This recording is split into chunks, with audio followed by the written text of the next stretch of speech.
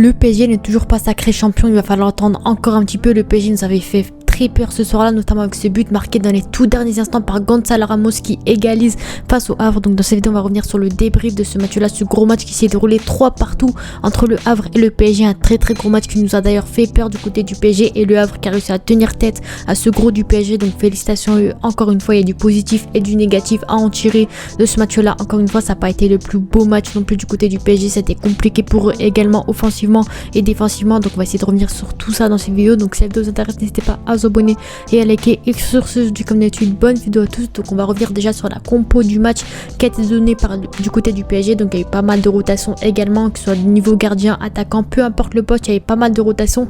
On a clairement vu l'idée, voilà, les ambitions du coach qui a voulu faire tourner l'effectif avant ce gros choc face à Dortmund, notamment donc avec un 4-2-3-1 qui nous a été offert ce soir-là, avec bien sûr dans les cages Donnarumma qui a été laissé au repos pour la Ligue des Champions, et Keylor Navas qui a été dans les cages encore une fois. Voilà, avec une défense avec Hakimi sur le côté droit, Beraldo sur le côté gauche et une charnière Danilo Marquinhos encore une fois. Donc c'est une défense assez classique, comme on pourrait dire entre guillemets, avec deux milieux défensifs, deux pivots, Vitinha, Zaïre Emery. En attaque, on a eu Dembélé, Asensio et Barcola en tant que milieu offensif ailier, et bien sûr le buteur Kolo Muani. Donc des Mbappé, des Kanguini, pas mal de joueurs ont été laissés au repos également. Et bien sûr on a eu un match quand même assez compliqué de la part de ces joueurs là. La première mi-temps était vraiment très compliquée du côté du PSG, mais bien sûr, avant de revenir sur le match là, bien sûr, on a eu la prolongation de Zaïre Emery qui restera au PSG jusqu'en 2029, qui a notamment prolongé juste avant le match. Donc clairement, c'est une très bonne nouvelle que les Parisiens auraient pu voir. Donc franchement, très belle annonce du prolongement de Zaïre Emery, le jeune Titi, le jeune chouchou parisien qui a prolongé du côté du PSG. Et d'ailleurs, stats très effrayantes, Zaïre Emery aura seulement 23 ans en 2029. Donc clairement, c'est le futur du PSG. Donc franchement, très bonne nouvelle de leur part. Et franchement, c'est une très belle news qu'on pourrait retenir, la meilleure news qu'on pourrait retenir de ce match là, encore une fois. Donc voilà, on va revenir un petit peu de ce côté là sur le fait que le PSG était largement dominant de ce match là. À un moment, on a quand même carrément atteint le fait que le PSG avait 80% de possession en première mi-temps. Donc clairement, c'est un PSG qui jouait sur la possession du ballon, et malheureusement c'était un peu compliqué, un peu stérile du côté des Parisiens. Bien sûr, on a vu franchement des belles choses en première mi-temps, des choses assez intéressantes, même si quand même ça a été compliqué. Le PSG, il me semble qu'ils s'étaient menés 2-1 à la mi-temps. Donc clairement une défense très en difficulté, il n'y avait pas vraiment de placement défensif, c'était vraiment très faible, on va dire, défensivement également. Mais franchement, une chose à retenir, c'est le fait que des Barcola ou des Dembélé aient vraiment trouvé la confiance au PSG. Clairement, Dembélé, je l'avais jamais vu avec une confiance comme ça, voilà, avec des tirs tentés de loin, carrément des corners tentés direct. Donc clairement, Dembélé, franchement, c'est ça qu'on peut retenir de son match, c'est le fait qu'il soit vraiment en confiance. Il tente des choses, encore une fois, il montre son vrai niveau de jeu, il s'en fout de rater, il a pas peur de rater, il tente, il veut marquer, il fait des choses.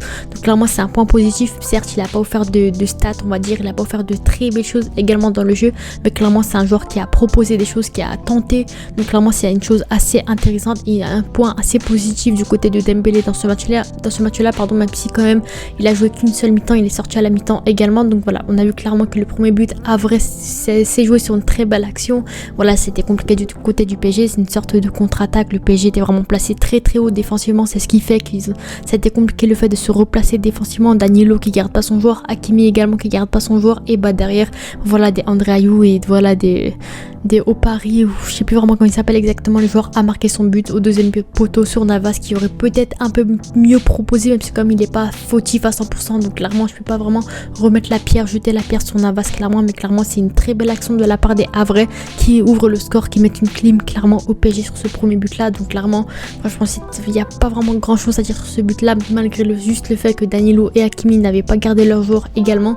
Mais clairement, on a pu retenir une chose dans ce match là, c'est le fait que le côté gauche du PSG, clairement défensivement, c'était vraiment très en difficulté ce soir là. Clairement, la plupart des occasions, des buts qui ont été marqués, ils sont partis du côté gauche avec des Beraldo, des Danilo également. Les doubles joueurs n'étaient pas en grande forme ce soir là, c'était compliqué pour eux, ils perdaient pas mal de ballons, des erreurs, des choses comme ça. C'est ce qui ont fait que le côté gauche était vraiment très faible. Et encore une fois, donc voilà, c'était vraiment compliqué la première mi-temps. Franchement, c'est à oublier du côté du PSG. Clairement, le Havre a montré largement de meilleures choses en première mi-temps avec de belles actions. Voilà, et 3 tirs, 2 buts. Donc clairement, quoi de mieux pour être efficace, notamment à l'extérieur au Parc des Princes. Il menait 2-1 à la mi-temps. Donc clairement, félicitations au Havre, avec notamment des Ayew, avec des Opari, des Nego également, des joueurs comme ça qui ont vraiment fait un très beau match ce soir-là. Donc clairement, franchement, il n'y a rien à dire de ce côté-là. Franchement, les Havrais ont montré un tout autre visage de leur part, parce que clairement, les Havrais, c'est des joueurs qui galèrent à marquer des buts. C'est des joueurs qui jouent le maintien. Donc clairement, c'est pas du tout une équipe qui était marquée favorite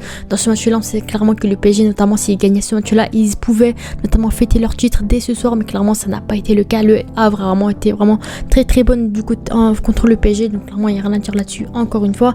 Et bien sûr pour moi il faut revenir sur le fait des gardiens de but. Encore une fois on sait que le PSG a énormément de gardiens de but avec des Arnaud Tenas, des Navas, des Donnarumma, voilà, Sergio Rico il n'a pas encore repris le foot à 100%, donc clairement on peut pas vraiment le compter de ce côté-là, mais clairement pour moi de ce côté-là, ce soir-là, fallait clairement aligner un Arnaud Tenas, parce que pour moi c'est clairement encore une fois le futur du PSG, le successeur, le remplaçant de Donnarumma, donc fallait laisser du temps de jeu, parce qu'on sait clairement que Navas quittera à 200% le PSG cet été, donc clairement ça servait à rien du tout de le fait de l'aligner ce soir là. Franchement ça a été compliqué pour lui, ça encaissait pas mal de buts, certes il n'était pas fautif sur tous les buts, mais quand même pour moi il y avait quand même plus d'intérêt sur le fait d'aligner Arnaud Tenas plutôt que Navas, que clairement Arnaud Tenas c'est peut-être un joueur qui aurait pu arrêter un de ses 3 buts au moins. Après voilà, je mets pas la faute sur Navas clairement, mais franchement pour moi Arnaud Tenas c'est un joueur qui aurait pu notamment gagner de l'expérience ou justement avoir du temps de jeu cette saison afin d'avoir la confiance qu'il faut la saison prochaine en tant que remplaçant de Donnarumma, encore une fois, parce que clairement pour moi Arnaud Tenas c'est clairement le gardien numéro 2 de la saison prochaine, encore une fois. Mais voilà, ça c'était peut-être une petite parenthèse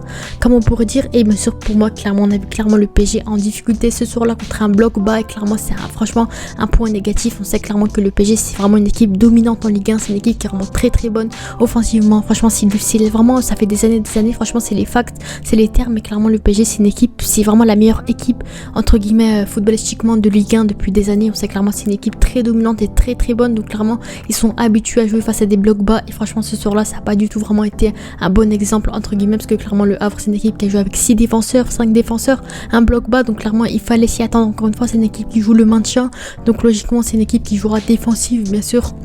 Donc voilà, c'était quand même compliqué du côté du PSG, malgré le fait qu'ils soient habitués à jouer face à des blocs bas. Ils ont quand même galéré ce soir-là avec pas vraiment d'animation offensive, c'était compliqué, les ailiers n'étaient pas en grande forme, c'est pas vraiment proposé énormément de grandes choses, mais c'est comme Barcola tentait des choses, Mayoulou également tentait des choses, Kanguini également qui a été vraiment bénéfique.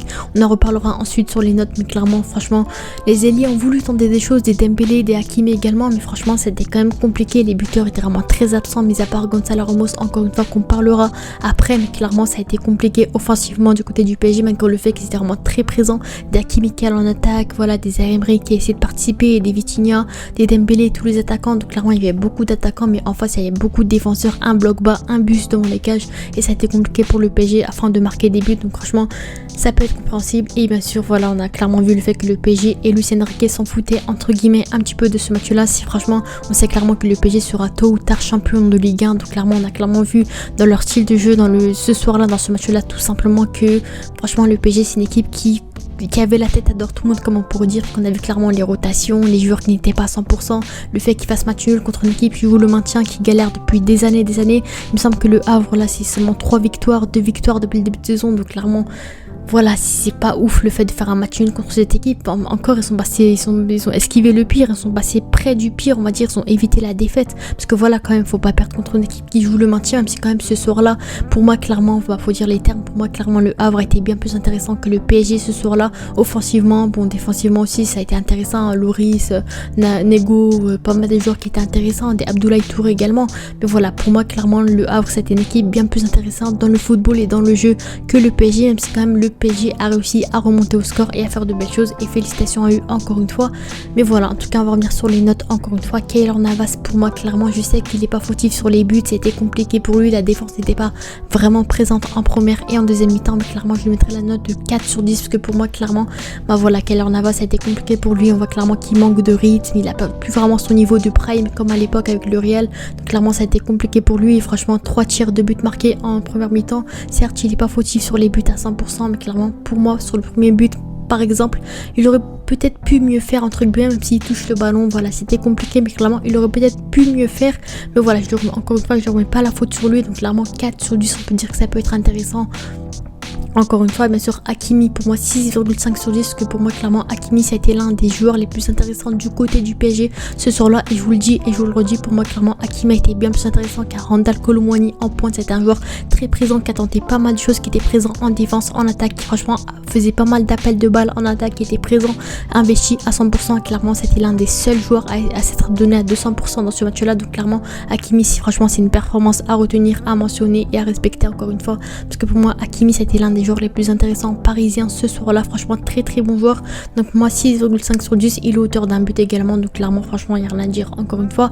Marquinhos, 5,5 sur 10, que pour moi, Marquinhos, ça a été quand même le défenseur le plus intéressant. C'était pas hors norme non plus, parce que quand même sur les buts, il est quand même un peu fautif. Il est sorti à la mi-temps, donc là même, c'était, enfin à la mi-temps, un peu plus tard que la mi-temps, même simple, je sais plus vraiment, mais en tout cas, c'était quand même un peu compliqué pour lui. Voilà, 5,5 sur 10, voilà, il a fait des bons appels de balles, notamment sur Kangini, il me semble. Franchement, clairement, c'était quand même intéressant de temps à autre, mais franchement, il a fait, on va dire, le strict minimum qu'il fallait. Danilo, clairement, faut dire les termes 0 sur 10, que pour moi, il a été dégueulasse ce soir-là. Il est fautif sur les deux buts, il me semble. Il déclenche le penalty.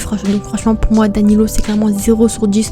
Il a rien à faire de particulier ce soir-là. Il était dégueulasse. Encore une fois, je suis dégoûtée pour Danilo, parce que cette saison, il est vraiment mauvais. Pourtant, la saison passée, c'était vraiment l'un des joueurs qui se donnait à 200%, qui mouillait le maillot, qui était vraiment très bon avec le PSG. Mais là, franchement, ce soir-là, ça a été dégueulasse, compliqué pour lui. Et clairement, franchement, on a clairement vu sur le terrain le fait qu'il n'a pas été du tout bon.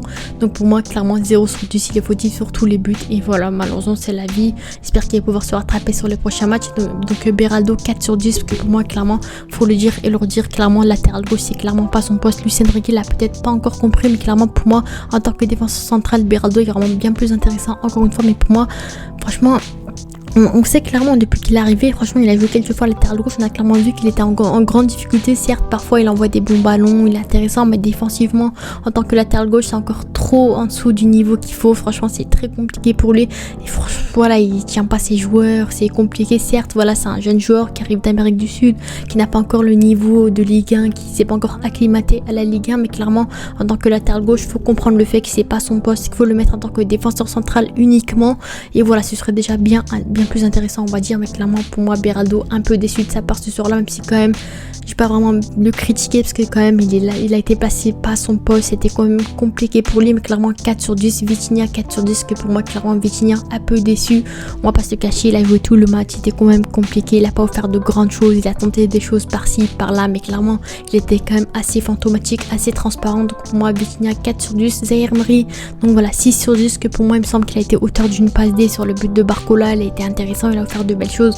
Donc clairement, pour moi, Zaïre Emery, c'est un joueur qui a vraiment proposé de belles choses ce soir-là. Certes, c'était un peu en dessous également défensivement, mais clairement, il a offert de belles choses, il a été vraiment intéressant, il a mouillé le maillot. Donc pour moi, 6 sur 10, ça peut être intéressant. Dembélé 5,5, parce que pour moi, voilà, il a pas été intéressant, il a pas fait de stats, il a pas offert de très belles choses, mais clairement il attendait des choses, il a voulu montrer des choses en première mi-temps. Et clairement, franchement, c'est un joueur qui met de la percussion et de l'animation en première mi-temps. Donc clairement, 5,5, ça peut être, on va dire, le strict minimum qu'on attend du Dembélé. Asensio 4 sur 10, que pour moi, Asensio, c'est un joueur qui n'a rien à faire ce soir-là, fantomatique encore une fois. Et Barcola 6 sur 10, que pour moi, il a marqué le but qu'il faut. C'est peut-être l'une des seules choses qui rattrape sa note, parce que quand même Barcola, il a raté pas mal de contrôles, début de première période, on va dire, c'était quand même un peu compliqué. Ensuite, il s'est rattrapé, voilà, avec son but, avec quand même des bons appels de balles, des belles choses tentées également. On a vu qu'il a trouvé la confiance avec cette retournée acrobatique tentée, même si quand même elle a été complètement ratée, mais quand même on a vu clairement qu'il a trouvé la confiance aux côtés du PSG. Mais clairement, c'était quand même un peu compliqué. Mais 6 sur 10 sur le fait qu'il ait marqué un but. Et Kolo Muani,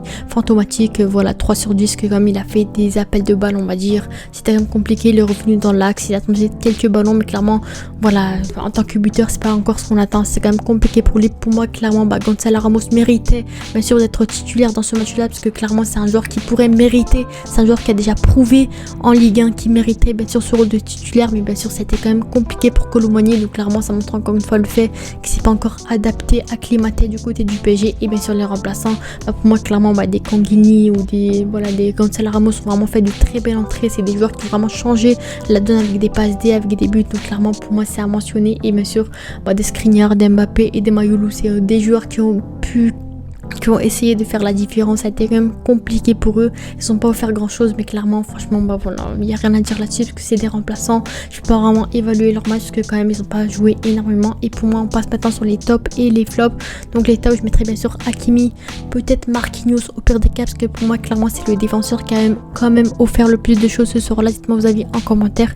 Et bien sûr, Gonzalo Ramos, clairement, pour moi, les vrais tops, c'est Gonzalo Ramos et Hakimi. C'est les joueurs qui ont vraiment offert les plus de choses offensivement dans le jeu, qui ont plus le plus mouillé le maillot, donc clairement c'est des joueurs à mettre en top. Et bien sûr en flop, Danilo, Kolo Muani, Beraldo et Asensio, clairement c'est des joueurs que j'attends quand même un peu mieux d'eux. C'est des joueurs qui quand même en ce début de saison c'est un peu compliqué, depuis qu'ils sont au PSG c'est un peu compliqué, ils n'ont pas vraiment confirmé au niveau ce qu'il fallait, parce que quand même bon, voilà, des Asensio on a vu quand même mieux de sa part, donc clairement un peu déçu de sa part ce soir là. Et Danilo vraiment très déçu de lui ce soir là, c'est un peu compliqué pour lui en ce moment. J'espère qu'il va pouvoir se rattraper, parce que clairement c'est un joueur que j'ai apprécié notamment la saison passée, mais clairement pour les autres des Kolo Muani, franchement c'est vraiment très compliqué pour lui, peu importe le poste où il joue, à son poste en tant que numéro 9 ou ailier, franchement c'est compliqué pour lui. Donc j'espère quand même voir mieux de sa part. 90 millions d'euros c'est pas de l'argent jeté par la fenêtre, j'espère vraiment qu'on aura un amorti sur son transfert, qui va pouvoir se rattraper, j'espère. De son côté, encore une fois il a encore le temps, je sais, mais franchement voilà, j'attends quand même mieux de sa part. En tout cas j'espère que ce match, voilà, ça a été un sacrifice entre guillemets, mais j'espère quand même que le PSG va pouvoir se rattraper contre Dortmund encore une fois. Donc voilà, c'était mieux, dites-moi vos avis en commentaire, n'hésitez pas à vous abonner et liker. On se voit la prochaine, ciao.